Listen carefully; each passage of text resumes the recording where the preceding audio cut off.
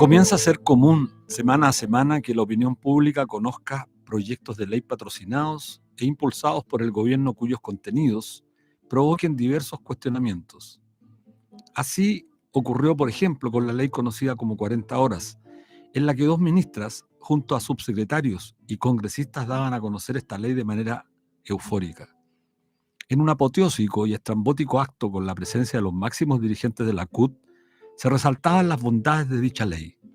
Lo que no se dijo, el costo que hubo que pagar para lograr que la aprobación de este proyecto fuera unánime en el Congreso y que se traducía en incorporar en la actual legislación extremada flexibilidad laboral que incluso llevó a jornadas laborales o llevará a jornadas laborales semanales superiores a las 52 horas. Es decir, una ironía, pues se resalta una ley que rebaja la jornada laboral de 45 horas actuales a 40 horas en un plazo gradual de 5 años, pero no se dice que se podrán pactar jornadas sobre 50 horas semanales. Y este retroceso ha sido aplaudido por los dirigentes máximos de la CPC y de la SOFOFA, que logran, después de muchos años, introducir una norma que les facilitará unilateralmente ordenar las jornadas en función de sus intereses y no en función de los intereses de los y las trabajadoras. Una situación parecida ocurrió con el acuerdo alcanzado entre la CUT y el gobierno en el sueldo mínimo. A partir del 1 de mayo de este año subirá a 440.000 pesos, el 1 de septiembre a 480.000 y en julio del año 2024 llegará a 500.000 pesos. Nuevamente, la euforia contagió al presidente de la CUT, quien en compañía de los ministros Mario Marcel y Janet Jara anunciaba como un gran logro llegar a 500.000 pesos el próximo año. Sin embargo, nuevamente, no se dice lo que en realidad ello significa. Un estudio de Fundación Sol de abril del 2022, es decir, de un año atrás, proponía en base a criterios de suficiencia y en base a proyecciones del IPC y de la canasta básica de alimentos, que el salario mínimo al 1 de mayo del 2023, es decir, pocos días más, debiera ser de 500.000 pesos y al 1 de noviembre del año 2023 de 550.000 pesos. Ello en función de compararlo con la línea de la pobreza que para efectos de una familia de 4 personas, la línea de la pobreza llegaría en mayo de este año a 551.655 pesos y en noviembre a 562.688 pesos. Pues bien, dada la inflación, la línea de la pobreza actualmente para un hogar de 4 personas se estableció en 581.613 pesos. Por tanto, el salario mínimo está muy lejos de cumplir con los mínimos para que un hogar no caiga a la pobreza extrema. De hecho, las proyecciones en función de los mismos indicadores Fundación Sol proyecta que el salario mínimo debería llegar a noviembre del año 2024 a 600.000 pesos, siempre y cuando, eso sí, no se dispare la inflación. Por ello, que autoridades y la central unitaria se muestren eufóricos ante estos acuerdos parece un despropósito con la realidad que enfrentan cientos y miles de trabajadores y trabajadoras en la realidad material en la cual viven. Este 1 de mayo, con una alegría que no se explica y no se justifica, el presidente de la central dará a conocer que el salario mínimo aumenta a 440.000, debiendo ser en realidad de 500.000 pesos, pues de esa manera se acercaría un poco más a cumplir con los estándares mínimos que se exigen como salario para el mundo del trabajo y entregaría un poco de dignidad, pero sobre todo de justicia social en un país que día a día que pasa aumenta la desigualdad entre ricos y pobres.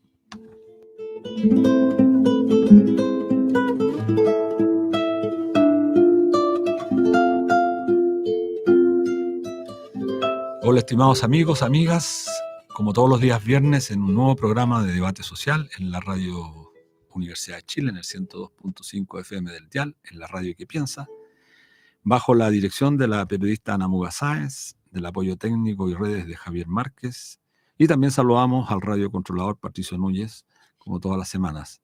¿Cómo estás, Ana? Muy bien, Luis. Y también hay que saludar a nuestra Miriam Campuzano, compañera que no Miriam, esta oportunidad, sí, está cumpliendo fuera. responsabilidades sindicales, así que estamos en su reemplazo en este momento acá. Viendo lo que tú planteabas en tu introducción, ha sido una semana bastante movida en realidad en cuanto a anuncios, está muy contundente la semana. El tema de las 40 horas y el tema del salario mínimo se han tomado el espacio. Y en realidad el valor, o sea, como detenernos en el tema de la pérdida del valor del salario, ¿ya? Claro, Porque estamos el año 2022 con una inflación del 12,8%, según también se hablaba de que los trabajadores, que el 50% de los trabajadores reciben un salario inferior a 460.000 pesos, ¿ya? Durante el 2022 habrían perdido un salario al año por producto de la inflación. O sea, su poder adquisitivo se le restó en un salario, digamos, durante el año 2022. Y estamos en un año que nuevamente seguimos con una inflación subiendo. No tengo la cifra actualizada de este último trimestre, pero va por ahí también. Entonces, la importancia de tener salarios que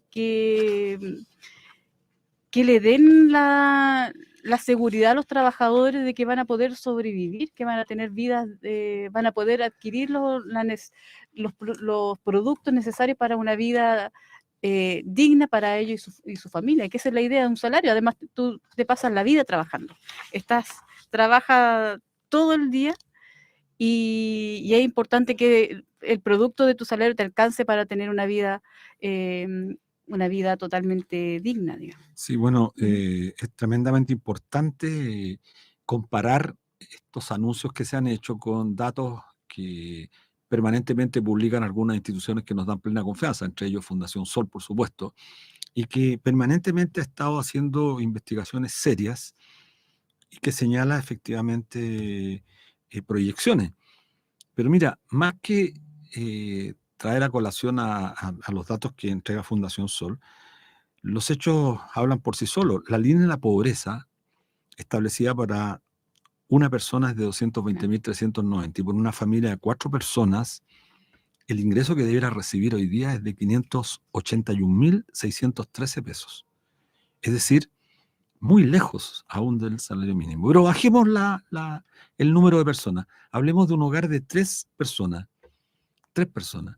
Debiera estar recibiendo hoy día un ingreso, un hogar de 3 personas, sobre los 475.529. Estos son los datos últimos. Bueno, ¿cuánto es el ingreso, el salario mínimo? Recién, este 1 de mayo va a quedar en 440.000 y el 1 de septiembre en 460.000.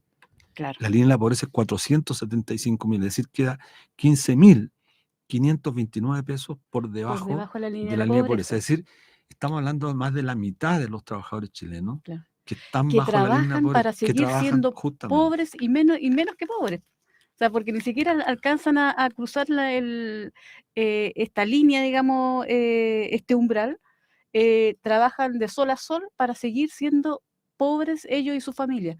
Y eso es lo que es curioso que se escuchen voces desde el empresariado, que son las voces que más se escuchan, hay que decirlo, digamos, en el último periodo, son las que están ahí totalmente marcando la línea. Y hablan de que un aumento en la línea, un aumento en el salario mínimo puede afectar el crecimiento, puede afectar a las pymes, o sea, están todos sus cálculos no hablan de la pobreza de la gente, sino que hablan solamente de cómo ellos generan crecimiento y que, entre paréntesis, crecimiento tampoco hay. Bueno, eso es verdad, porque resulta que el nivel de propuestas que se están efectuando en materia de salario mínimo están en la línea, están por debajo de la línea de la pobreza, y eso los auditores deben tenerlo claro, porque además se ha publicado la canasta básica que tienen acceso los trabajadores, y esa canasta básica sube mucho más de lo que sube la inflación. Por lo tanto, el nivel de deterioro del poder de compra de los trabajadores cada mes se está deteriorando mucho más, Y esa razón, entre otras tantas, pero esa es quizás la más importante, por qué se está produciendo un empobrecimiento de la ciudadanía en este país que a paso acelerado Claro. va generando tanta segregación.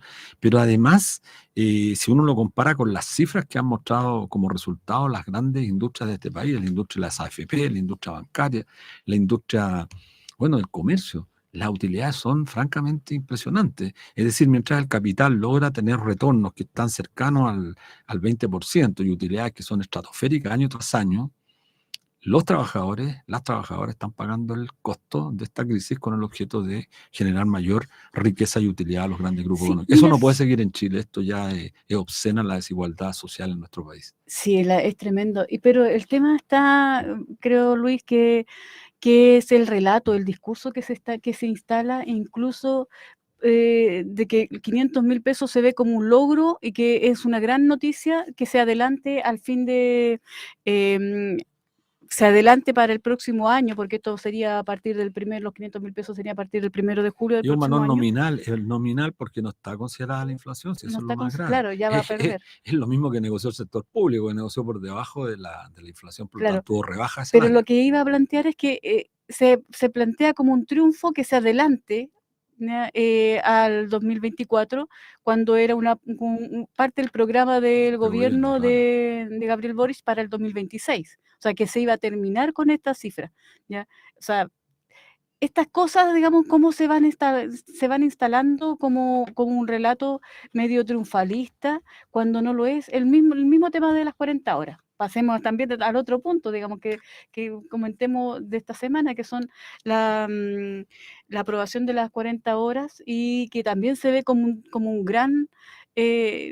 como un gran triunfo. Tú tú planteabas ahí en tu introducción que se ve con la celebración eufórica de las autoridades, cuando si tú escarbas en la ley, en el proyecto, lo que está dejando es una tremenda flexibilización, y donde el mejor regalo es para el empresariado, que Claro.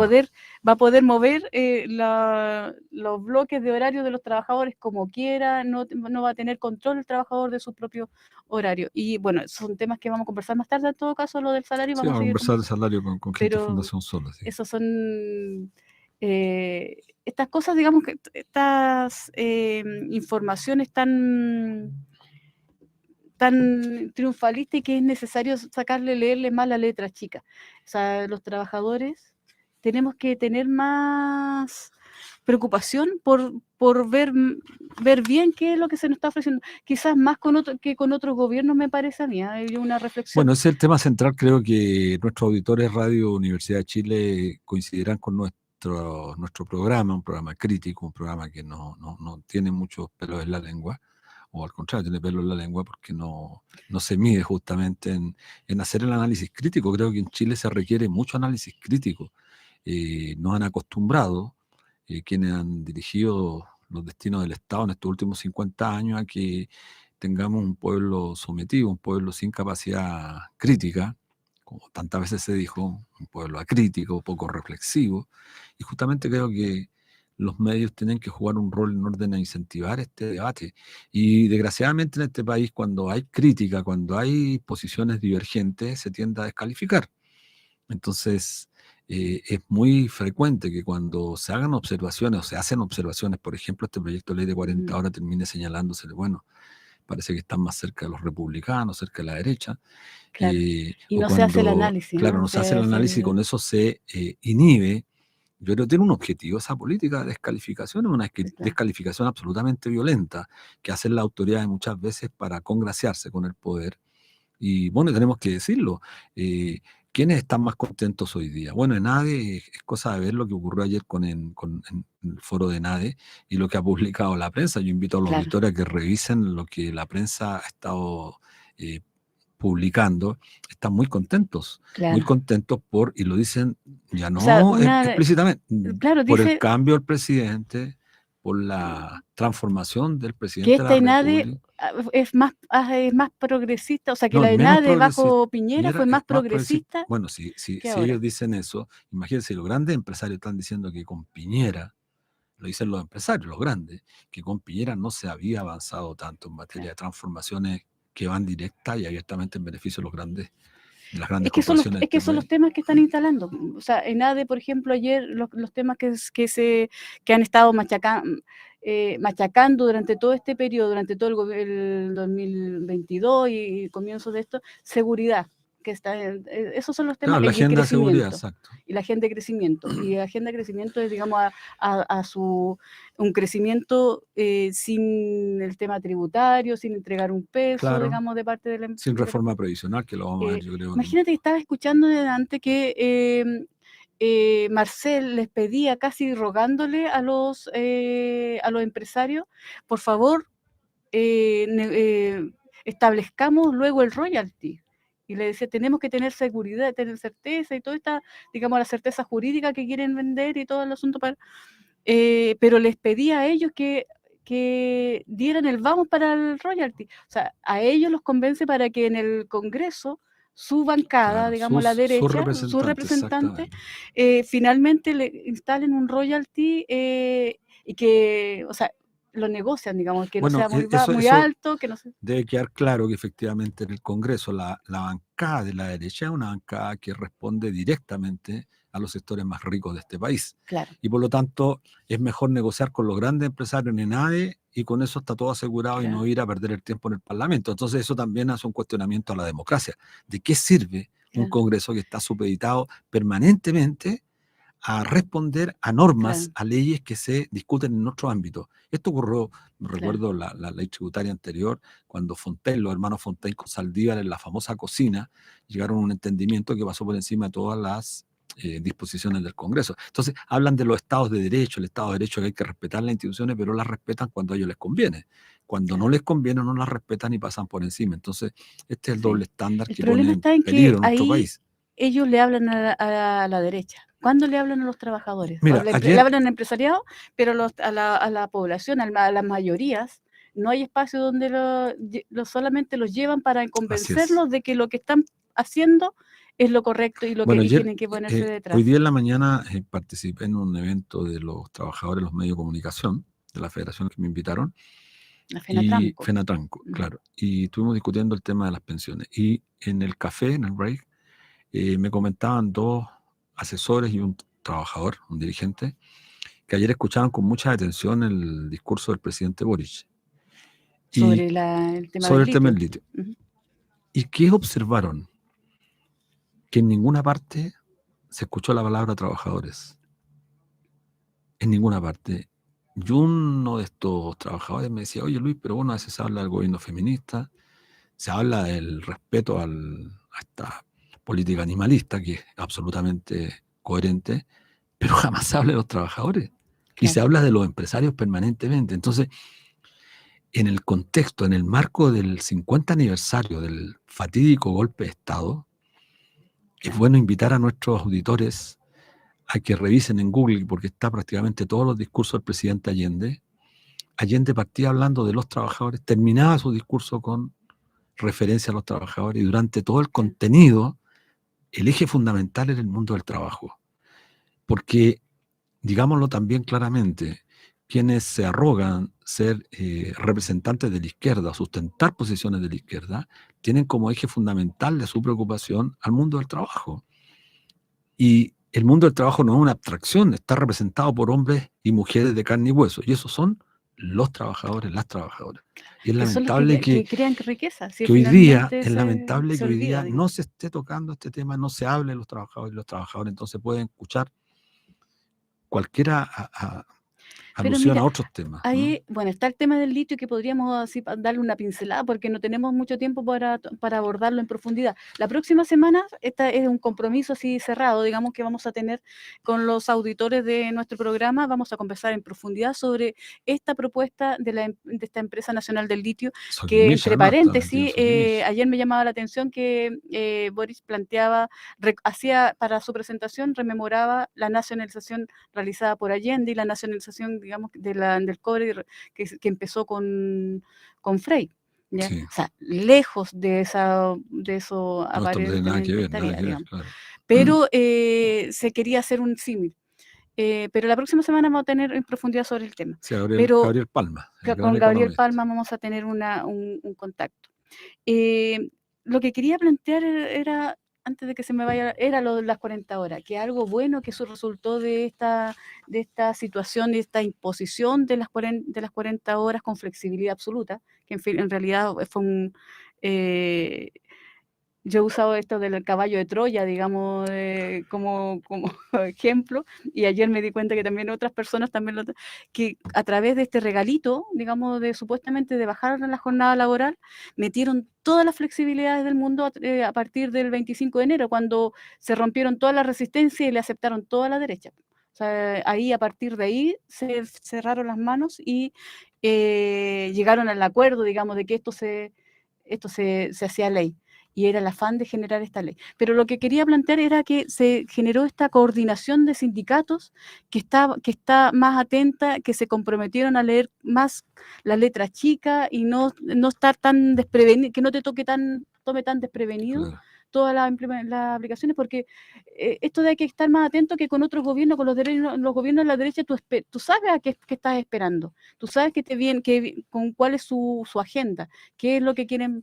Aquí se llegó con una propuesta, con un programa que se planteaba muy progresista, pero que ya cumplido un año, vemos que las promesas no son tales y, por ejemplo, ya tenemos PPT-11, o sea, el acuerdo, TPP. el TTP-11, tenemos ya 40 horas con flexibilidad, tenemos el tema de los bronces, por ejemplo, la Sí, la minera de los aprobación, bronces, sí. un gobierno que se dice también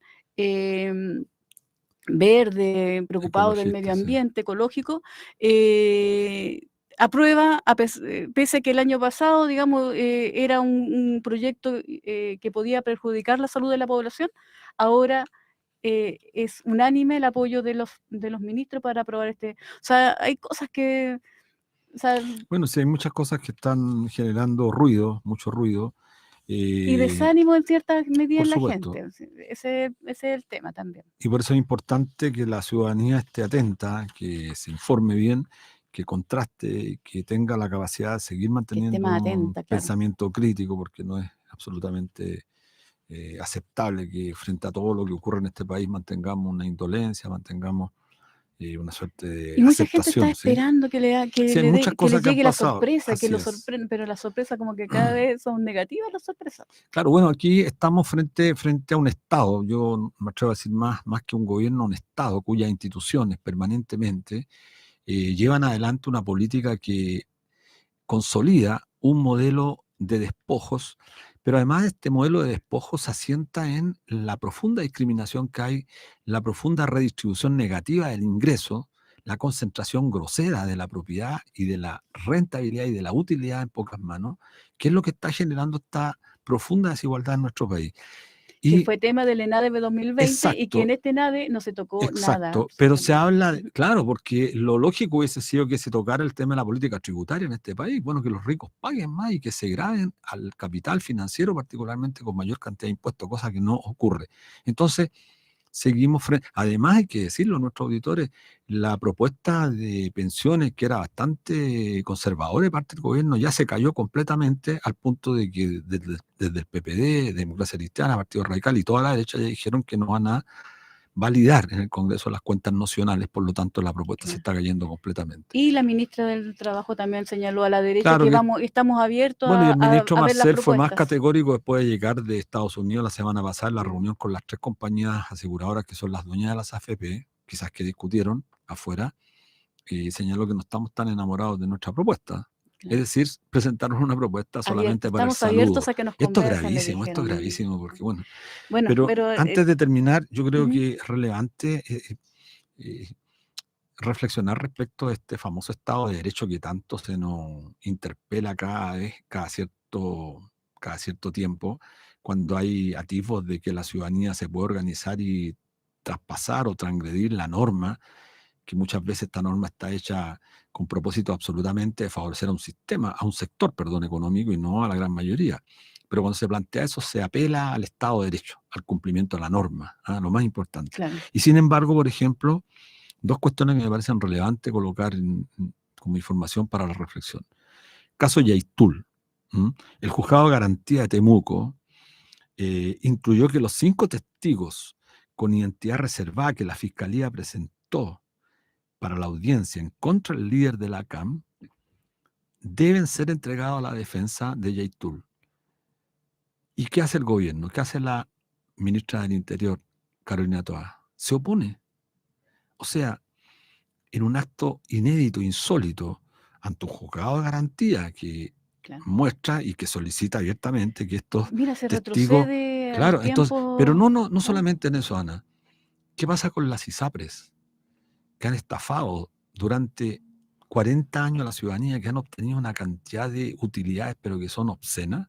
Y que, bueno, este último mes, a propósito de un fallo de la Corte Suprema, la máxima institución de la justicia en Chile, con un fallo ejecutoriado, todavía no pagan, y la ministra de Salud, presenta una propuesta con el fondo de Jimena Aguilera con el objetivo de pagar, creo que un Un 10%, 10%. Reducirle reducir lo bueno, y que eso tiene. con cargo a quién, con cargo a nosotros, a todos Claro, los chilenos y chilenas. Entonces esto ya es obsceno. Entonces el Estado de Derecho funciona claro, solamente cuando hay que castigar a los pobres, hay que claro. castigar a los sectores Bueno, que la ahí hay que estar revuelven, atento porque todavía no sé, o sea, menos claro. mal que se frenó porque esa información trascendió de que era el Pero 10% cuando que los se les medios no claro, informan, porque claro, de la ISAPRE se olvidó todo el mundo, por claro, eso estar atento. Cuando no se informe es porque se está fraguando algo a claro, espalda de la ciudadanía y es probable que claro, lleguen a un acuerdo entre la ministra de Salud, el claro. gobierno y las ISAPRE, que sería Y el tremendamente vergonzoso. salvataje es, bueno, se ha planteado de que no debería ser a través de platas públicas, que no se pague el Estado, pero la posibilidad, lo que estaban haciendo acá era que la gente, los trabajadores que pagaron, porque esto ya de esas platas ya se las embolsó, digamos, las distintas ISAPRE, sea con cargo entonces a los usuarios, a los Claro, trabajadores, a los impresionante. trabajadores sanos que pagaron durante toda Claro, la vida, digamos, hasta que se enfermaron y tuvieron que irse hasta a la salud pública. así es. Bueno, vamos a un corte musical con Sí. el tema. Ya, estamos de vuelta en nuestro espacio Debate Social, tras que transmitimos todos los jueves desde las 4 de la tarde por Radio Universidad de Chile y en su señal online y por nuestros canales de streaming en YouTube, canal.social y por el fanpage canal.social, @canal.social. Estamos acá con dos invitados. Esta semana fue bastante noticiosa y queremos comenzar a conversar con nuestros invitados. Está Claudia Muñoz, presidenta del Sindicato de Profesionales y Técnicos de Agua Andina, y Ricardo Galvez, él es investigador de Fundación Sol. Su especialidad está en las materias de seguridad social, conflictividad sindical y conflicto social de la Fundación Sol. Ricardo también es docente de política pública de salud en la Facultad de Ciencias Médicas de la Universidad de Santiago. ¿Sí? También estás de profesor, Ricardo. Sí, hace varios años ya. Bien, Sí. bien. Ahí vamos a Qué tener una pregunta sobre la ISAPRE para ver si También. también vamos a meternos. Bien, pues mire, esta semana se anunció el acuerdo entre la Central Unitaria de Trabajadores y el Ejecutivo para subir el salario mínimo de los actuales 410.000 pesos a 440.000 pesos en mayo y a 460.000 pesos en el mes de septiembre, para finalizar los 500.000 pesos el 1 de julio del 2024. ¿Qué piensan de este aumento, para así como en forma general? No sé, ¿tú quieres Sí. agregar? No, Porque solamente. dar un vistazo general primero. No, bueno, solamente darles la bienvenida a Claudia y a Regateo. Y bueno, entramos en materia inmediatamente. ¿Cuál es la opinión, Claudia? ¿Qué te pareció este acuerdo alcanzado por el gobierno? Fue en realidad un acuerdo así como bien sorpresivo, ya porque nada se había hablado antes, ni en la CUT. Mi sindicato igual pertenece a la CUT. Y la verdad es que esto no es un tema que se conversa en las fases sindicales. Yo creo que por la estructura que tenemos, yo creo que por la estructura que nosotros tenemos, el poder de alguna forma que le han quitado a las organizaciones de nivel superior, entonces hace que de alguna forma esté distante con respecto a la opinión de las fases. Entonces no es algo que se comente mayormente, entonces más que nada nos enteramos siempre por la televisión. Por la prensa, como Por dicen. la prensa, exactamente. No lo quería decir, pero sí, Claro, nos enteramos por la prensa. prensa. Al menos los trabajadores nos enteramos por la prensa. Mira. ¿Qué Sí. piensa Fundación Sol de este aumento? Sí, bueno, a Fundación Sol y a mí en particular, dentro del equipo que hemos estado discutiendo esta temática, nos parece preocupante. Aquí hay varios temas que uno podría colocar en la mesa para aterrizar la situación. Primero, hoy día, ¿en qué estado estamos del salario mínimo? Estamos en un estado donde el sueldo mínimo como tal no alcanza a cubrir nada más que las leyes sociales, ir y volver al trabajo, 1 kilo de pan al día y con suerte arrendar una pieza básica. Y ahí se nos fue el sueldo mínimo. Entonces, la pregunta de base que probablemente es importante de tener en cuenta es una pregunta de qué rol cumple este sueldo mínimo. O sea, de qué manera podemos entender la función social y la función que cumple, sobre todo en un país tan desigual como el nuestro, una medida como es el sueldo mínimo, que además es acordada entre el gobierno y una organización de trabajadores que, como dice Claudia, en cierta medida puede haber decidido al nivel superior netamente este acuerdo. Sus bases, por lo que parece, no todas estaban totalmente al tanto, pero además también es importante que relacionemos este valor que hoy día tenemos enfrente con la realidad de otros indicadores que el propio gobierno considera legítimos y válidos y que son indicadores de lo más mínimo, como por ejemplo la línea de la pobreza. ¿Ya? Según las últimas encuestas que se aplican, que además también son las encuestas oficiales que aplica el gobierno, que utiliza para desarrollar políticas públicas, en Chile el promedio de miembros del hogar está entre las 3 y 4 personas. ¿Ya?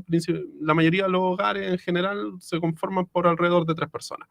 Si hoy día pensamos en el valor que se establece como línea de la pobreza para un hogar de 3 personas, estamos hablando de alrededor de los 476.000 pesos. ¿Ya? Y hoy el sueldo mínimo es de 410.000 pesos. Es decir, hoy día el sueldo mínimo para un hogar de 3 personas donde una trabaje y reciba solo ese sueldo, quiere decir que ese hogar no está pudiendo salir de la pobreza. Entonces, ¿sueldo mínimo para qué? Para seguir asegurando la tasa de ganancia del gran empresariado, por eso se mantiene contenido, por eso no está vinculado con la realidad de la línea de la pobreza, porque si nos vamos, y con esto cierro esta primera idea, si nos vamos a otro nivel de comparación y pensamos en los gastos que tienen los hogares, ¿ya? Que eso se puede ver a través de la encuesta de presupuestos familiares, que en sus últimas mediciones lo que nos permite tener en cuenta es que el gasto mediano, es decir, lo que gastaría la mitad de los hogares en términos generales, está en alrededor del 1.100.000 pesos. Entonces, sí, yo creo que tenemos que volver con esa cifra que es tremendamente impresionante. Y además con la canasta básica a la cual tienen acceso los trabajadores, casi un 50% que percibe ingresos cercanos al ingreso mínimo, un poquito más del ingreso mínimo, pero por supuesto muy por debajo de lo que es la línea de la pobreza. Si hay casi 60.000 pesos de diferencia con los datos que el propio gobierno ha publicado. Yo quería preguntarte, Claudia, tú representas un sector que podría calificarse como parte de los sectores medios de este país, con ingresos que están por supuesto, del ingreso mínimo. ¿Cuál es la realidad? Porque para decirlo en términos claros, hoy día se consideran sectores medios prácticamente a todos quienes ganan un poquito más del ingreso mínimo, hasta casi 2 millones de pesos. Y que es un porcentaje muy pequeño, son Claro, el 20% de la piensa población tú, gana más de claro, 900.000 pesos. Piensa que creo, que ¿cierto? las personas ganan 800, 900.000 pesos, están ganando casi el doble de un ingreso mínimo, pero con eso no tienen absolutamente ninguna garantía. Si a ellos además le sumamos un hogar de 3 personas, como decías tú, Recareo, que tendrían que estar cerca de los 475.000 para que no pasaran la línea de la pobreza, pero un hogar de 4 personas requeriría 581.000 pesos más o menos para estar en la línea de la pobreza. ¿Cuál es la realidad que tú aprecias, Claudia, como profesional? Es que en general, mira Luis, en general más del 50% de los trabajadores gana menos de 460.000 pesos. Ya tenemos un enorme atraso salarial y eso se debe a nuestras relaciones laborales, ¿ya? Relaciones en el fondo de poder, ¿ya? En que los trabajadores han perdido mucho poder y a la vez, este poder alojado, o sea, esta negociación alojada en la empresa, ya es la que le quita poder a los trabajadores y a su vez hace que tenga ventaja la acumulación de capital. Entonces, frente a eso, bueno, ahora los aumentos que ha tenido el salario mínimo en el último tiempo, igual impactan porque, por ejemplo, un 22% que va a subir de aquí al próximo año el salario mínimo a 500.000 pesos, igual es importante y se están quejando en todos lados del aumento del Sí, salario mínimo. además, Claro. sí. Entonces, pero resulta que lo que decía Recaredo, o sea, en realidad no cubre en realidad las necesidades de un grupo familiar de 4 personas. Y con el nivel de inflación que en este momento tenemos, o sea, la verdad es que tenemos un nivel de pobreza más o menos grande. Ya, en el Claro. caso de nosotros, como empresa, tenemos, sí, salarios por sobre el mínimo, pero siempre se habla del salario mínimo nomás, pero no se habla de las remuneraciones en general que están atadas a este salario mínimo, ya, como por ejemplo las gratificaciones legales, que en todas las empresas se ocupa. Es la medida. Claro, o sea, se ocupa para remunerar a los trabajadores. O sea, en este momento hay muchas empresas que tenemos la gratificación legal mensualizada, ¿ya? Y Sí. eso sí tiene igual impacto en nosotros. Claro, también está, porque no sé si es el tema de que está el nivel de desigualdad, que igual 500.000 pesos se ve como una cifra elevada para un sector, ya, a pesar de que no cubre las necesidades, pero para los mismos trabajadores me da la impresión, porque conversando con trabajadores bancarios también decía, el salario mínimo se está acercando mucho al mínimo que están recibiendo en la banca, que son más o menos 700.000 pesos.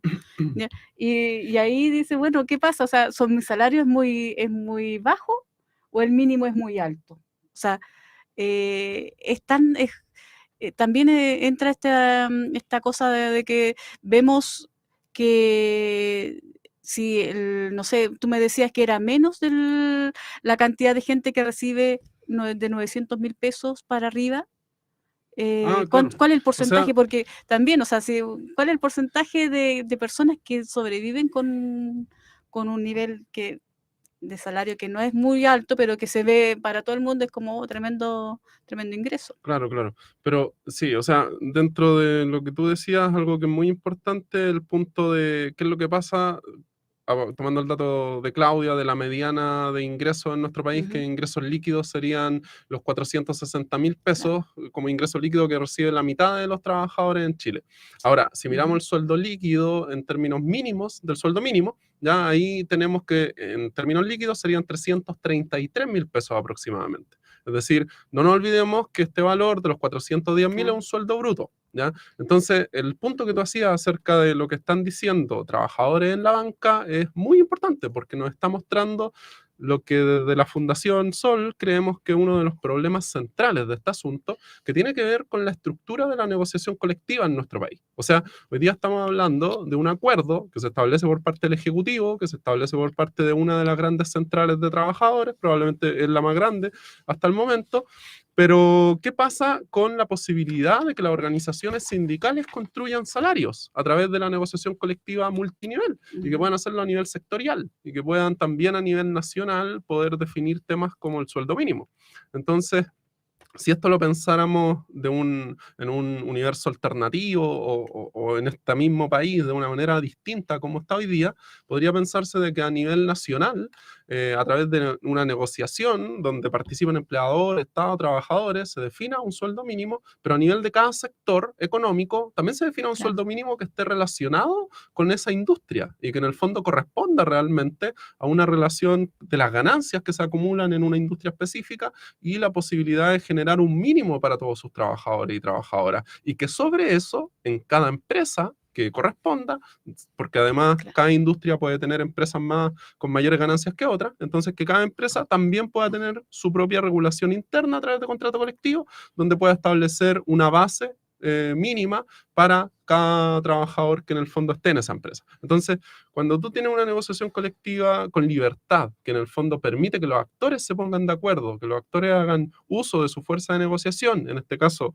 el mundo del trabajo y el gran capital, obviamente que vamos a ir construyendo salarios de otra manera, no a través de normas que no entendemos bien cómo Sí, se ¿cómo llegan construyeron. a esa cifra? Correcto. Claro, no, me parece muy bien esa reflexión respecto de cómo ha sido abordada la materia. Pero tú, Claudia, y bueno, lo planteó también Recareo, el tema de la negociación ramal, que es una de las herramientas más eficaces que se ha demostrado a lo largo de la historia, la mejor herramienta para redistribuir o distribuir el ingreso. No se conoce otra, negociación colectiva ramal. Por eso en este país, desde que se implantó el 79, el plan laboral, los trabajadores hemos estado impedidos de ese derecho. Y se ha Claro, profundizado a través del pero a mí me tiempo con las preocupa reformas porque en el laborales. tema de las 40 horas y en el tema del salario mínimo, la CUT señaló que esta era una propuesta de ellos y el gobierno la validó. Entonces, claro, ¿qué debate ha habido con la gente? ¿Qué debate ha habido con el mundo del trabajo? Y frecuentemente se utiliza como argumento para justificar estas decisiones que se toman en la superestructura, bueno, que los trabajadores no se mueven, que los trabajadores no hacen nada. Entonces, bueno, ya lo decíamos la semana pasada en un programa, los trabajadores desde el año 2016 salieron millones a las calles a decir no más AFP, millones. Se hizo un plebiscito con más de 1 millón de personas. Y las autoridades, bueno, ahí tuvieron a la gente pidiéndoles un cambio. Las autoridades dijeron sí, no más AFP. Bueno, y cuando la gente llega al gobierno se olvida de las demandas del pueblo. Entonces no pueden pedir después que el pueblo apoye porque el pueblo se frustra, el pueblo termina desencantándose. Te quiero preguntar, Claudia, sobre la negociación ramal. Porque la ministra del Trabajo, después del lanzamiento de las 40 horas y después del ingreso mínimo, planteó que la gran tarea que tenía era llevar adelante proyectos de negociación ramal. Pero ya sabemos que todas estas propuestas que se negocian con la derecha finalmente terminan perjudicando a los trabajadores. Entonces, ¿cómo lo estás viendo? Sé que hay un encuentro pronto entre sindicatos que están tratando de ponerse de acuerdo para discutir previamente y abordar estos temas. Cuéntanos un poco, Claudia. Es que mientras nosotros no podamos cambiar las reglas del juego, ¿ya? Y las reglas del juego las fija este plan laboral, que viene desde la dictadura y ha sido profundizado en la reforma laboral, por ejemplo, la presidenta Bachelet, donde se le dio el control de la huelga en el fondo a los empleadores. Y ahora con el tema de las 40 horas, Los servicios lamentablemente, mínimos, sí. claro, lamentablemente eso es parte del control de la huelga, los servicios mínimos. Y ahora con el tema de 40 horas, que en el fondo fue moneda de cambio para instalar una flexibilidad que hace mucho tiempo la derecha empresarial quería instalar, la verdad es que ahora le dan el control de la jornada a los empleadores. Entonces, bajo ese esquema, la verdad es que cada día tenemos menos poder de decisión, porque de hecho las actuales relaciones laborales lo dejan a muchas cosas a la voluntad del empleador o al acuerdo individual. ¿Ya? De hecho, son unas relaciones laborales más basadas en la relación individual que en las relaciones colectivas. Y eso significa que es el empleador el que dicta las pautas. Entonces, frente a eso, las negociaciones colectivas actualmente están siendo un ejercicio ya en que nos sentamos cada cierto tiempo, cada ciertos años. El empleador sabe ya cuánto quiere entregarle. Exactamente, y nosotros tenemos que someternos a lo que nos quieran dar. Claro. Esa es la verdad, con la falta de poder que en este momento tienen los trabajadores respecto a lo que donde están encasillados con la actual legislación. Pero es que hay la posibilidad de empezar poco a poco, paso a paso, a transitar en una dirección que cambie las cosas. Sí, por supuesto que la negociación ramal nos cambiaría, pero nos preocupa que, como decías tú, que cada negociación con la derecha, en el fondo los trabajadores son los que vamos perdiendo más todavía en vez de avanzar. Entonces, sí, vamos a estar muy atentos. Ya creo que también debe haber una propuesta de parte de nosotros desde el mundo del trabajo, claro, ya en que nosotros podamos fijar mínimos, como decías tú, a nivel sectorial.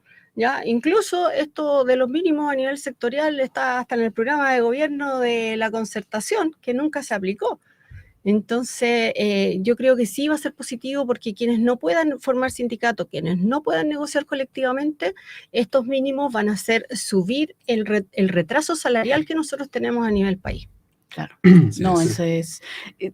Incluso este tema, o sea, el tema de la negociación ramal también nos lleva a otro aspecto que tenía aquí anotada una pregunta sobre el tema de que los trabajadores no están conscientes de que su salario, digamos, parte de su salario son los que alimentan las grandes empresas, las AFP, las ISAPRES, que con un descuento que le hacen en forma obligatoria, digamos, van directo, digamos, a esta industria, y también por el otro lado en forma indirecta a los bancos. O sea, la mayoría de los salarios ahora se pagan a través quedan almacenados en los bancos antes de ser gastados también, además de que tienen ingresos por parte de las AFP.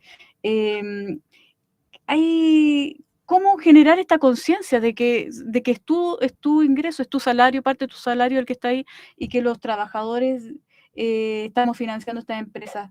Em, ¿Cómo instalar, digamos, eso en la gente? De que tenemos qué cosa decir, tenemos que tener una opinión, una visión respecto a las AFP, a las pensiones, digamos, una reforma previsional, pero también el tema de las ISAPRES. Recién estábamos hablando en la introducción de las ISAPRES, de esta tremenda ganancia de que ahora están alegando que tienen crisis, de que no pueden pagar, siendo que estuvieron 30 y tantos años, 32 años recibiendo 1.3 billones, tengo acá, de pesos, de utilidades, 1.685 billones de dólares. ¿Ya? Y ahora están en crisis y no pueden pagar. Entonces, ¿cómo los trabajadores nos hacemos cargo de eso? Recaredo, Claro. no sé si... Bueno, la labor que ustedes ahora están realizando con este programa es una labor muy importante. Los datos que tú mencionabas anteriormente, por ejemplo, un 19,6% apenas gana más de 900.000 pesos en Chile y, claro, y un 16% gana más de 1 millón. O sea, no olvidemos que el 50% gana menos de 460.000, o sea, hacia abajo está más que todo cargada la balanza. Entonces hacer el trabajo de explicar la cifra, de comprenderla, un primer paso. Ahí también cuando hablamos del sueldo mínimo, es bueno aterrizar, porque ¿cuánta gente? disculpen, Eso, sí. muchas veces se piensa que son pocas personas, pero si miramos las últimas mediciones a partir de la CACEN, podemos hablar de que estamos entre los 800, por ejemplo, en la 2017 eran alrededor de 890.000 personas. Entonces, entre 800 y 900.000 personas reciben este sueldo mínimo, y cuando miramos dónde se ubican, y acá hay que ir derribando mitos, porque muchas veces se dice que el sueldo mínimo es el que pagan las pymes y que esto afecta a las pymes, ¿verdad? Pero en las grandes empresas, aquellas empresas de más de 200 personas, también se paga el sueldo mínimo. Ahí 1 de cada 4 trabajadores recibe el sueldo mínimo en empresas de más de 200 trabajadores, que son en grandes empresas. Entonces, esos son datos que en el fondo se enlazan mucho con el ejemplo que daba antes de la banca. Por otro lado, si miramos a quienes reciben el sueldo mínimo, el 42% de esas personas tiene jefatura de hogar. O sea, estamos hablando que además hay una responsabilidad en términos de quienes reciben el sueldo mínimo en función de las cargas que existen en el hogar y en función del resto de las necesidades para esos hogares. Entonces, hoy día evidenciar esto con un buen diagnóstico, como relataba Luis, eso fue uno de los puntos importantes en las grandes movilizaciones por la lucha por la seguridad social y contra la AFP, y hoy día es necesario reforzar esa tarea, porque el diagnóstico que a veces pareciese que ya está muy asumido respecto de la profunda desigualdad, del profundo desequilibrio de poder que hay entre empleadores y trabajadores, es necesario reforzarlo, porque hoy día tenemos una agenda política, empresarial, que está enfocada en una temática que es la seguridad pública, pero la agenda de los trabajadores sigue muy también enfocada en seguridad social, sigue enfocada en otra dimensión de la seguridad, que en el fondo es una seguridad de lo que vamos a comer, de cómo vamos a vivir, porque podemos estar seguros que al salir a la calle quizás no nos pase nada, y espectacular que ojalá así sea, pero al interior de nuestros hogares, si no tenemos para llenar la olla, vamos a tener también problemas graves como sociedad. O sea, no podemos seguir esperando a que eso se haga cada vez más manifiesto, porque es una realidad desde hace años. Para muchas pareciera que luego de la pandemia comenzaron a surgir muchos de estos problemas, la informalidad, comenzó a surgir el subempleo, comenzaron a surgir las desigualdades de poder, pero esto es algo que lleva décadas, es un elemento estructural del sistema chileno. Sí, Claudia, yo quería preguntarte lo siguiente. ¿Cuál es el estado de ánimo que tú aprecias del mundo del trabajo? Porque creo que es relevante después del 18 de octubre del año 2019, donde hubo una revuelta, un estallido tan intenso en nuestro país, que el mundo del trabajo, los sindicatos salieron a las calles a demandar cuestiones que eran fundamentales. Derechos sociales. Exacto. Previsión, pensiones, salud, educación, vivienda, cuestiones concretas para los trabajadores. Desgraciadamente, bueno, se acentuó mucho en el debate político, después en cuestiones más bien que no guardaban relación con esos derechos fundamentales. ¿Cómo lo ves ahora tú? ¿Cómo lo ves? Muchos de ellos hubo mucha decepción después del rechazo. Exacto. ¿ya? Porque es como lo que pasaba con las marchas del Noma FP, por mucho que marchamos, por mucho de marchas gigantescas, nunca la institucionalidad entregó una solución a esas demandas. Y la gente cuando sale, se decide a marchar, piensa que ya con esto, o sea, la gente quiere resultados rápidos, sí, son Sí. urgencias rápidas. Exactamente. Con respecto al tema, aquí quería acotar un tema del salario mínimo que decía Recaredo. Las grandes empresas tercerizan ya Claro. el trabajo y ahí contratan a estas empresas más pequeñas, las MIPYME, ya en que en el fondo la están contratando igual con el salario mínimo, o sea, las Claro. empresas buscan bajar los costos, las grandes empresas buscan bajar los A través de costos subcontratos, a también lo través de logran, estos sí. subcontratos. Porque la Y de legislación ahí todo hay lo mucho, permite. hay Claro. mucho salario mínimo. Claro. ¿Ya? Entonces, por eso es importante. Ahora, con respecto a la ISAPRE, la verdad es que la ISAPRE tiene una ganancia que en el último tiempo ha ido, si bien ahora tienes pérdidas, pero por lo general sus ganancias estaban en relación a cobrar planes más caros y dar menores prestaciones. O sea, esa Claro. era su lógica, pero nunca fue su lógica en el fondo de tener una mejor... Asistir en salud, Claro. sí. sí, asistencia en salud. O sea, actualmente tenemos a muchos trabajadores que se están cambiando a FONASA, Claro. ¿ya? Porque de acuerdo a los salarios, los bajos salarios, Los planes son demasiado caros. no pueden estar Claro. en ISAPRE. Y en el Mm. fondo el ISAPRE es eso, un seguro. Claro. Así que... Tenemos que, bueno, estamos a punto de terminar, parece, ¿no? Tenemos Sí. ya los tiempos, pero sí, creo que hay que terminar con las ISAPRES. Ansiamos, digamos, una salud pública fortalecida Sí, y eso eso nos los hace trabajadores... falta. Bueno, los hay que trabajadores decir, deberíamos recordar que la presionar por derecha eso. en el estallido, Mario Deborde, el ministro Blumel, se Estuvieron a habían punto. comprometido en que había que avanzar rápidamente hacia un fondo único de salud solidario, sin perjuicio que los prestadores fueran privados o públicos. En eso había acuerdo. Y ocurre que después de 3 años estamos mucho peor que lo que se planteaba el año. Bueno, Bueno, agradecer, tenemos que terminar. Sí. Y a los trabajadores, digamos, hay que seguir organizándose, sindicalizándose y empezar a verse, a presionar. Sí. Sí. Ánimo, que Sí, ahí bueno, vamos un a abrazo estar muy grande, defendiendo Claudia. todos los Recaredo, derechos solo- laborales. Recaredo, sí. Brevemente, o sea, para tener en cuenta en el caso de las empresas grandes, el dato que daba es de trabajadores que son contratados por esas empresas. O sea, adicional está lo que narra Claudia, que en el fondo nos muestra el nivel de precarización a donde puede llegar. Y con relación a las ISAPRES, no olvidemos que una cuestión es lo que ocurre con las ISAPRES como tal, que han estado presentando pérdidas estos últimos años, pero otra cosa es que ellas son controladas por empresas que en su gran mayoría son empresas internacionales. Así es. No olvidemos, y ahí es donde sí se están acumulando ganancias. Claro, pues ya, ahora sí que no podemos seguir. Un abrazo, Claudia Muñoz, dirigente sindical, Recaredo, investigador Gracias. de Fundación Sol. Esperamos Muchas tenerlos gracias por la pronto invitación. nuevamente en otro programa con más tiempo para discutir estos y otros temas importantes. Nos Muchas vemos el gracias. próximo viernes. Muchas Muchas gracias. Nos gracias. vemos.